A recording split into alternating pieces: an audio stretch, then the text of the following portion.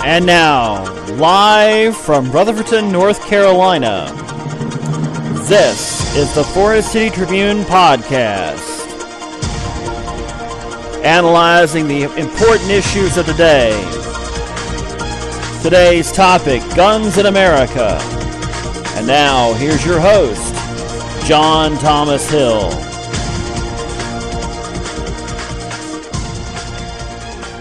And welcome to the show, everybody. It's a great Tuesday here in the southern foothills of western North Carolina. Hope you're having a great day today. We've got something important to talk about, and yes, we've done past shows about this, but in the light of the Las Vegas and now today Portland shootings, we have to have a serious heart-to-heart conversation about this. I respect gun rights. I respect responsible gun ownership.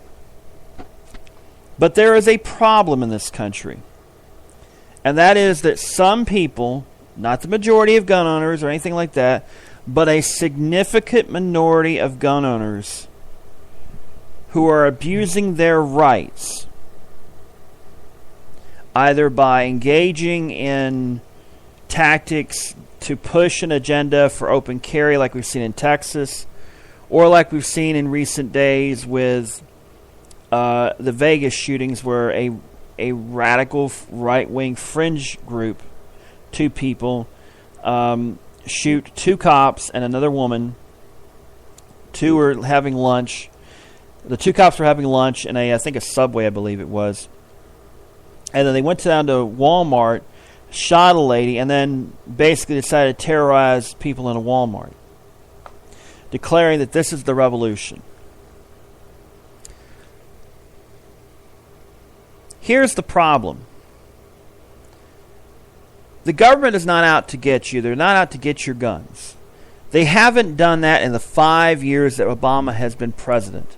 If Obama seriously wanted to get your guns, all he had to do is to declare a martial law, demand all law enforcement get the guns, and if law enforcement doesn't cooperate, their asses go to jail. He hasn't even come close to doing something like that.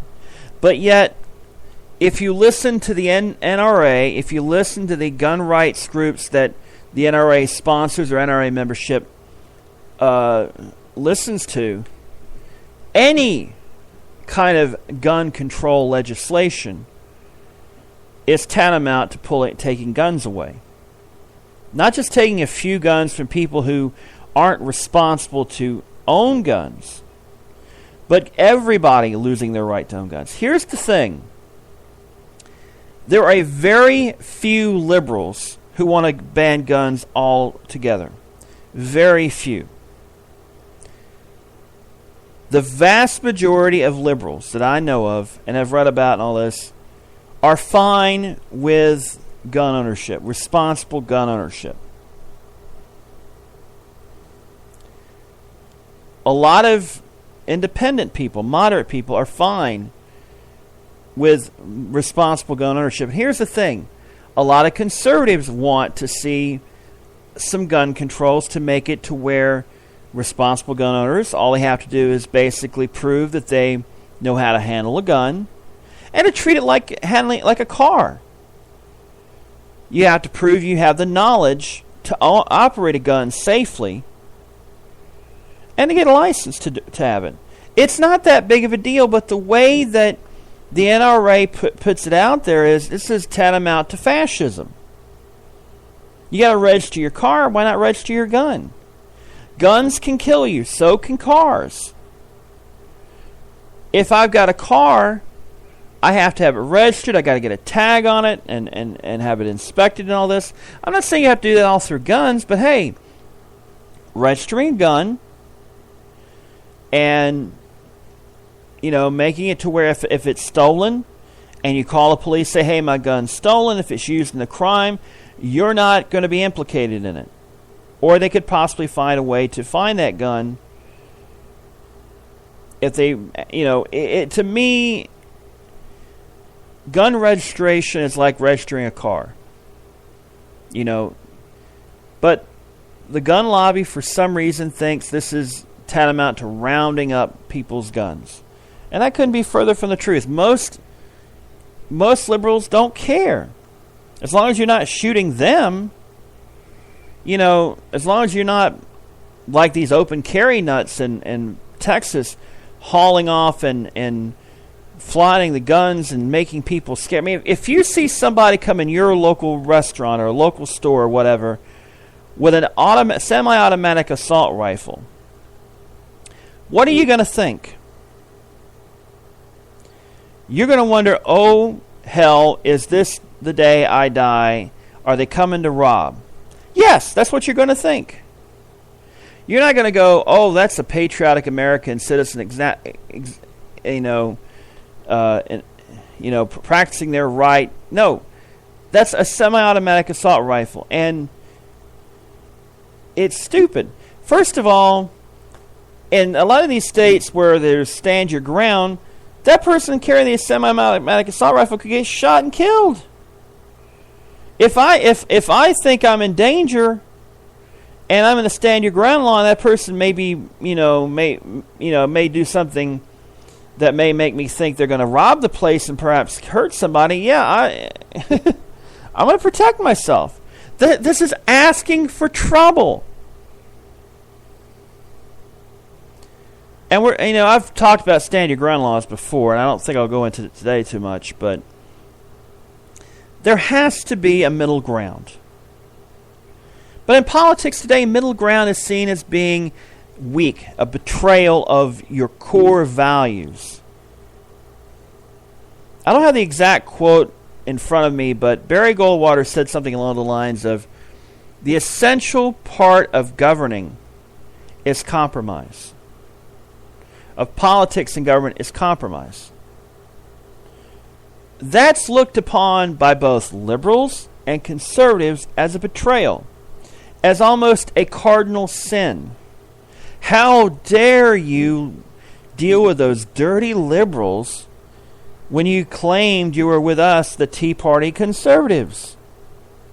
You want to get stuff done, sometimes you have to be willing to give up something to get the other guy to give up something so you can get stuff done. That's not happening anymore because you have all these talk shows, all these right-wing blogs, all these people on Fox News who are willing to crucify you if you even get away from the hard right path in the least little bit. Speaking of that, how the hell does Shepard Smith still have a job at Fox News? He openly last week flaunted about the Bergdahl situation. The rest of the network was going, well, Bergdahl's a traitor, we shouldn't have gone after him and all this, and Shep Smith went along the lines of, well, we got to get the guy have a trial first, and he's innocent until proven guilty, and we should have went after. We were right to go after him. But that's last week's topic. This is this week's topic. My tongue got a little tied there, in case you hadn't noticed. But anyhow, if we're going to have a peaceful nation, we have to understand that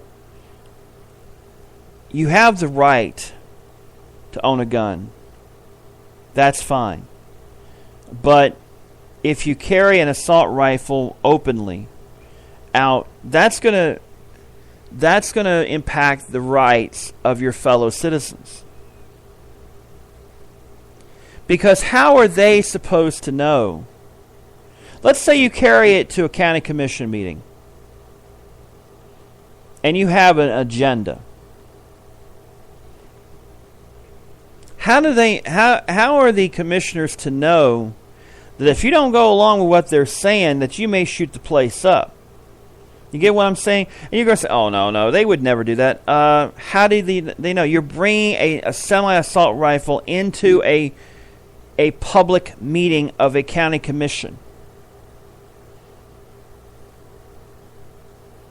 How do they know? That's the thing the open carry people don't understand is They don't look beyond themselves. This isn't about you and your guns. This is about society. If I see somebody walking up the street with an assault rifle, I'm thinking something bad's going to happen. I'm not thinking about that person's just trying to protect themselves. This ain't the Wild West, folks. I live in a small town, about 5,000 people, 6,000 people. I'm not exactly sure what the latest census is right offhand. But in this small town, I live right in town. And I live near the old elementary school, which I use as a extension for the community college. And sometimes I go walking. If I'm walking into the downtown area, and somebody's walking, it may be on my side of the street or the other side of the street or whatever, and I see somebody with an assault rifle, I'm going to keep an eye on that person. Unless it's at a place where there's, it's like a gun show or something like that, then you sort of know they're not going to really shoot it up. But if it's an average everyday, weekday, whatever, how do I know they're not going to try something? You don't. That's what they don't understand. They think, well, we got to keep our rights. Yeah, but what about the rights of the people that are wanting to eat in a restaurant and not have to look over and look at you going, is that person going to shoot me or shoot the place up? Or what's going to happen? They don't know you. They just see the gun and somebody they don't know that might do them harm. Now, if you got a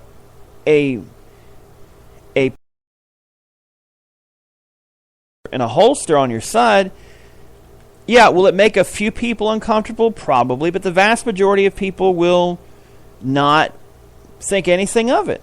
I don't mind it. But when you're some lunatic in Georgia that taunts around going, hey, I got a gun, you can't do anything to stop me from having a gun, look, I got a gun. How do those people that were watching that baseball game not think, oh my God, he could shoot us? Look at all the shootings we've had in recent years. This past weekend we had Las Vegas. Now today we had Portland at a high school. You don't think that there's a problem? Yeah, there is a mental health problem, of course. And the fact is, you can go back to Reagan and how that started things. But even before that, we have never adequately addressed mental health in this country. And I'm going to do that topic in another day. But today we've got to talk about gun control. There is an unhealthy obsession with guns among a lot of people in this country. I'm fine with responsible gun ownership. I've said that before. But when you're so paranoid, you have to pack an assault rifle wherever you go. The problem is with you, not with society. How do the police know that you're just some honest American exercising their right to own a gun when you've got an assault rifle slung over your shoulder, walk with a couple of your buddies with the same thing, walking down a street in broad daylight? How do they know? You're not going hunting. How do they know? They don't. They'll complain about, oh, the police are harassing me. Of course, that's their job. If they see somebody with an assault rifle on their shoulder, they're going to think, what's this guy up to? Interesting point. What if it were black people with assault rifles slung over their shoulders walking down the street during midday? Think about that. They're citizens just like you. They're entitled to walk down the street with assault rifles. What's the problem? Why are you panicking? Because it's black people. And the very same people that will defend gun rights for white folks will freak out if the black folks decide to take up arms themselves. They'll go, oh, look at these black folks. Of course, they won't call them black folks, but I don't say that word because I think it's blatantly offensive. They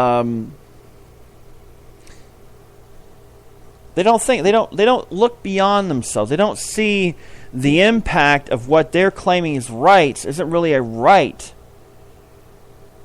Your rights end when it infringes upon the rights of another individual.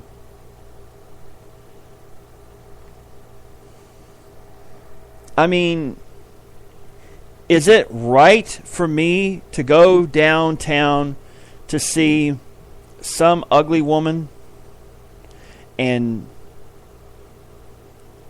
make fun of her for the only reason she's there? I'm doing that is because she may not look like Katy Perry, which I wouldn't do because I'm not like that. If they're an ugly person in the sense of personality, I might, but looks wise, I won't, because if they're not looking that good, I mean, I'm not exactly Brad Pitt, but to me, and I've said this numerous times, the problem isn't the average gun owner. The vast majority of gun owners are responsible. They lock their guns up. They know safety. They teach their kids safety. They make sure their guns are safe. But we have seen in increasingly alarming numbers kids getting hold of guns and shooting and killing or wounding siblings, friends, even parents and grandparents. These are not toy guns. They're the real thing. You have to be careful. A 4-year-old does not know the difference between a real gun and a toy gun. And if you put a real loaded gun with the safety off near a 4-year-old, you're asking for trouble. And frankly, if you do that and the police find out, they should have the ability to take away your gun. Because that's endangering a child, as well as endangering you. Your rights end when it impacts on another person's rights. I don't have the right to flaunt a gun around and make people think I'm going to shoot them. That's not a right. Hey, I got a gun. Oh, the police would get called and they're going, you're waving a gun around. Yeah, but I'm not shooting anybody. I'm not threatening to shoot anybody.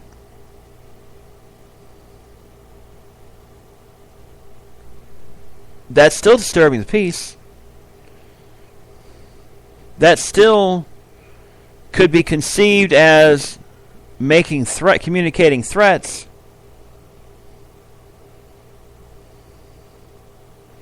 The problem is that the NRA does not represent the majority of gun owners anymore. They don't. The polls have indicated clearly that the majority of gun owners are wanting responsible gun control. Basic registration, safety classes, common sense stuff that works. They know that having gun control will not get all the guns off the street. And yeah, a criminal is going to not obey the law, of course. But if you have a registration for a gun and you know gun safety, you've learned gun safety, you've proven you've learned gun safety, that goes a long way to prevent accidents from happening. But for some reason, the right wing wants you to believe that any gun control is Nazi-esque. It's taking guns away. It's going to lead to some kind of fascist dream where a fascist nightmare where Obama is taking over and imprisoning Christians and blah, blah, blah, blah, blah. That's not going to happen. Get your head out of your ass. I mean, Obama's many things. He ain't the evil Antichrist, trust me. But if you listen to the folks like Alex Jones and all these other conspiracy theorists who sometimes have a little bit of truth, the NSA gives them plenty of ammunition, and I'll I should one day really go into that. By the way, the 2-part PBS Frontline documentary about the NSA, watch it. It'll do you good. And I should really cover that topic one of these days. I'm not going to do it today. But back to gun ownership. If you're going to have private gun sales and such, first of all, you treat it like a car. If you're going to sell a car, you have to change the title over to that person.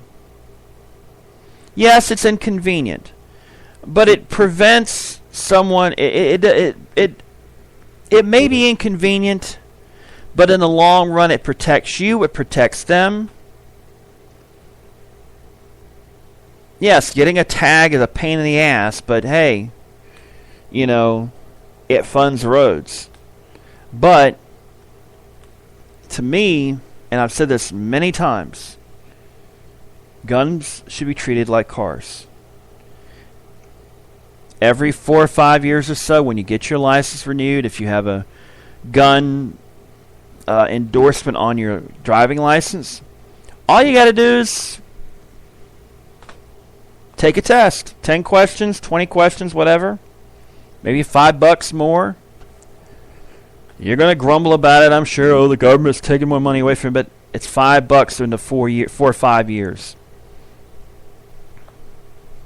It proves that to people who see your license, a police officer, that you're a responsible gun owner. You've had the safety training. You know how to operate a gun. There are states that are basically outlawing, and I don't know if it's outlawing gun safety classes, basically saying, hey, you can own a gun without taking a safety class. Fine. I'll go drive a car and never take a second of driver's ed. I don't need a license to drive a car. I don't need a license to own a gun. I don't need a license to drive a car. Think about it. Your car is worth several $1,000s. You're driving at high speeds every day to get to work, to get to wherever you're going. A lot of times with family members in your car, friends or whatever. You're having to watch other people drive their cars at high rates of speed. No matter where you are, small town, suburbs, big city, out in the backwoods of wherever. All it takes is one irresponsible driver who decides to drink or get stoned or just for the hell of it drive on the other side of the road on some country back road and kill you or to seriously injure you. Now, does it mean that, well, they could have all the driving safety classes and blah, blah, blah, and they still hurt you? Yes. Gun control isn't going to stop entirely gun violence in this country. We have to, and yeah, we don't need to do anything dramatic. We just need to do some common sense stuff to prevent a lot of the tragedies, and basically give police the power, if they know for certain and there is proof and there is evidence that this person is a danger to themselves and to their immediate community, and they own a gun and they potentially pose a threat. If there are people, friends, and loved ones of that person who know that they're up to something, they can go to the police. They should be able to have the power to get that person's guns taken away from them. If they have evidence to prove that that person's a danger. The NRA does not want that because they want to sell guns. They don't care who they sell guns to. They want to sell it to everybody. Hey, you're a 9-year-old kid. Here's an assault rifle. That'll be $50, please, or whatever assault rifles go for. I know it's much more than $50. I just pulled that out of my head. But you don't sell cars, just any car, without, at least knowing what you're buying, or at least you should. Who's to say that used gun is entirely safe? To me, some regulating gun shows, regulating private sales, protects the seller and the buyer. The only reason they make a big deal out of it is because you have some lunatics who believe the government's out to get them and that they're trying to take all the people's guns away. It ain't going to happen. We're smart enough to know that even if we did that, there'd still be illegal guns out there. That doesn't mean we shouldn't do it. There are legal gun owners right now who should not have guns because either they're mentally incompetent or they found a way through a loophole, they're a felon or something like that, they've committed a crime in the past that by the law they shouldn't be having guns. But what else is new? I mean, it's ridiculous. It's sad that it's come to the point where we have to constantly belabor the point that we can't continue to let virtually unregulated guns and have basically it's like a sword of Damocles above us. Yeah, you may see a person with an assault rifle. How do I know that person's not up to something? Oh, I'm registered. I'm perfectly safe. I'm just exercising my right. Why do you need an assault rifle to go to eat Chili's? Or have a triple latte at Starbucks? Or to go into Target to go get some kind of game for your kid? You don't need that. Not an assault rifle. What, you think a bunch of Crips and Bloods are going to come in and shoot the place up? Even if that were to happen, how do you think you're going to protect people around you with that gun if you're shooting at them? You're more than likely to hit an innocent person than actually hit somebody actually committing a crime. I've heard from law enforcement and all this, experts say, when it comes to a store robbery or something like that, the best thing you can do is cooperate with the robber. The property on you isn't worth anything more. Your life is more important. You can get property back. You can always get property back. Because if cashiers are taught, if you get a hold up, open the drawer, let the robber have what they want, and get them out of there quick. Don't hold them up. Don't do anything. Don't try to be a hero. Let them have the money. Let them take it. Let them get out of there to make sure nobody gets hurt. Because that money, that merchandise, can always be replaced. Your life cannot. But here's the thing. I work at Lowe's now. I work in the lawn and garden section. We have at least one cashier out there. Let's say hypothetically, for example, I'm at work one day. You got some guys out there. Now, in North Carolina, I don't think it's legal to openly carry assault rifles. At least not yet. But let's say if it was, and you had some guys out there. Let's say it was a busy Saturday. And you had businesses brisk. And you had some guys looking at the perennials or the trees or whatever, bushes, whatever. And they have assault rifles slung over their shoulders. Suddenly, all of a sudden, you got a guy coming in. Let's say two guys. Handguns, stick up the cashiers. We want your money. Open your cashiers, dump the money in. All right? The three guys in trees hear this. Now, what's the smart thing to do? The dumbest thing to do is to put your guns up and say, drop them. Because a criminal might just say, hey, I got to shoot back.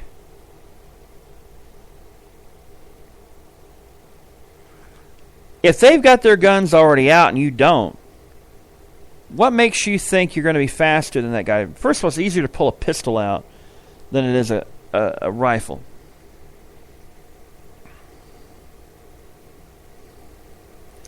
Second of all, you know, a lot of bad things can happen. You're more likely to shoot an innocent person in a shootout.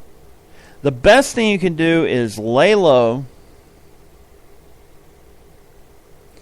let them rob the place, and let everybody be safe. But you can't, you know, if you act like John Wayne and try and shoot them, and you wind up hitting innocent people, then even if you were to not go to jail on stand your ground charges, you're opening yourself up to civil lawsuits. You shot a couple of a guy and a gal. Their kids are now without parents.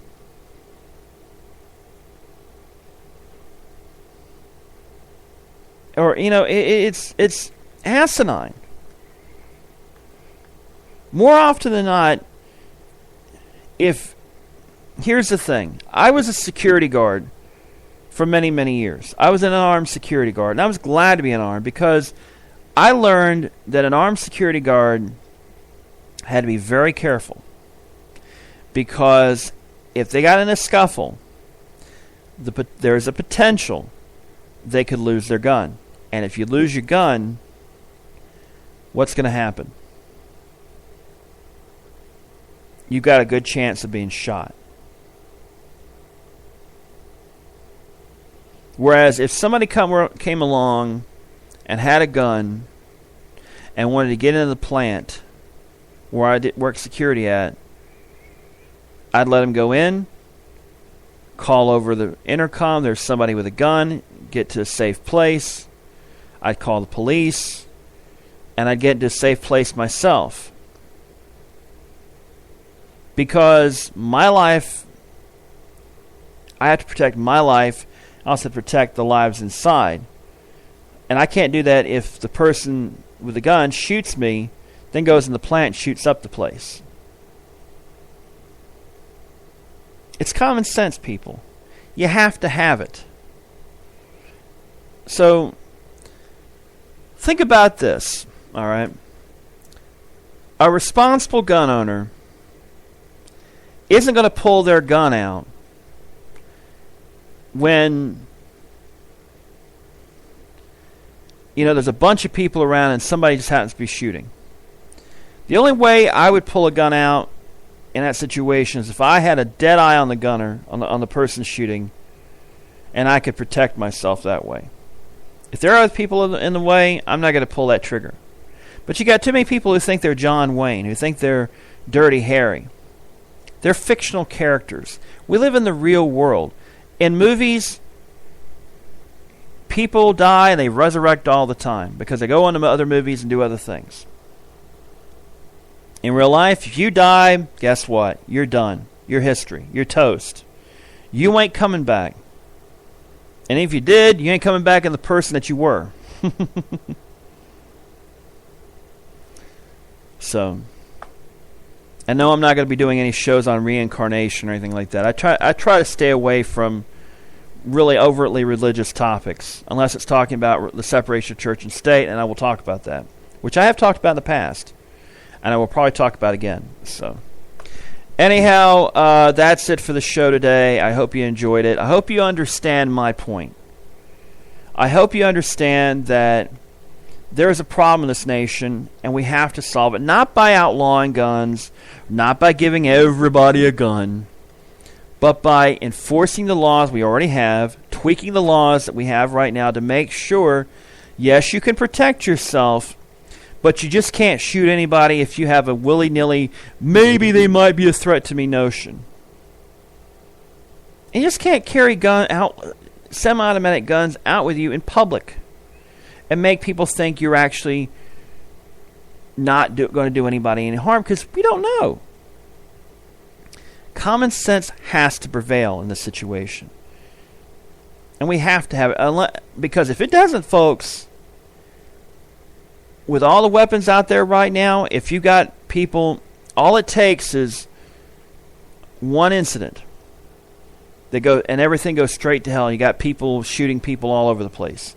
That's my fear, is if it turns to civil war, it's going to make the old Civil War look bad, because it's not going to be one army versus another army. It's going to be a gang of thugs versus another gang of thugs versus another gang over here, another bunch of right-wing rednecks over there, another bunch of black folks who realize Whitey's coming to get them, and they're armed to the teeth, and you got some Mexicans and other Hispanics who are armed to the teeth, and you got a bunch of other people armed to the teeth, and you got, it's a bad recipe.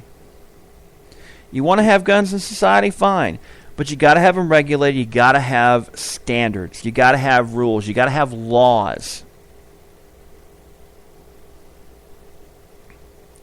Freedom isn't free. Freedom has a price. Freedom isn't totally complete, because freedom ends when your freedom impacts upon the freedom of another person. That's what people don't understand. We're so selfish in this day and age. We don't understand that our freedom cannot impact upon the freedoms of another person. We're all in this together. We're all a free nation. We can't be totally free, because if we're totally free, that's anarchy, and that means I can go kill anybody I want to. Can't do nothing about it. I can go do whatever the hell I want to. And that's complete anarchy, and you don't want to be living in that. So, folks, that's it for me. Hope you have a great day. We'll see you again soon. For everybody here at RSN Radio, good night, good luck, and may the good news be yours.